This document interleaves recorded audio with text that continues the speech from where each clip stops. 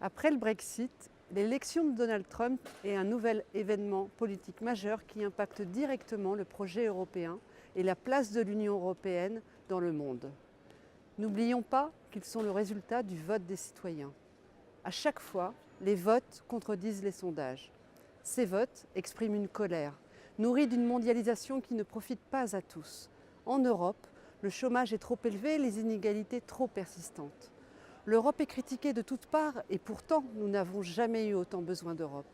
L'Europe doit réagir et apporter des réponses aux citoyens européens face au repli sur soi et le rejet de l'autre, portés par des politiques qui jouent sur les peurs et attisent les passions haineuses.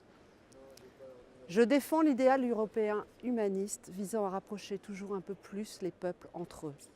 L'Europe doit affirmer ses valeurs de tolérance, de respect des droits fondamentaux, de lutte contre toutes les discriminations et de violences faites aux femmes.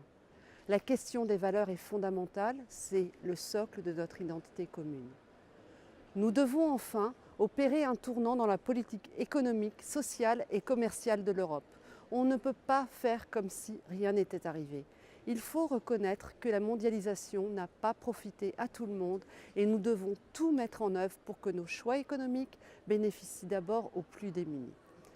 Engager une véritable relance pour la croissance et l'emploi, arrêter les politiques d'austérité et enfin surtout adopter un véritable socle social qui protège les travailleurs et renforce les systèmes de protection sociale. Le résultat de l'élection américaine nous oblige aussi en matière de défense et de sécurité dans le monde. C'est pourquoi nous venons de voter pour les premières bases de notre politique commune de défense. Enfin, sur le plan climatique, l'Europe devra plus que jamais être le fer de lance au niveau mondial de la mise en œuvre de l'accord de Paris pour réduire les émissions et préserver notre planète. Et si les États-Unis revoient leur objectif à la baisse, l'Europe, elle, respectera pleinement ses engagements et prendra sa part au défi du XXIe siècle, celui de la préservation de notre planète.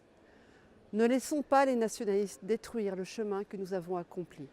Faisons de 2017 l'année de l'Union européenne. Changer l'Europe n'est pas qu'un slogan, cela doit devenir une réalité.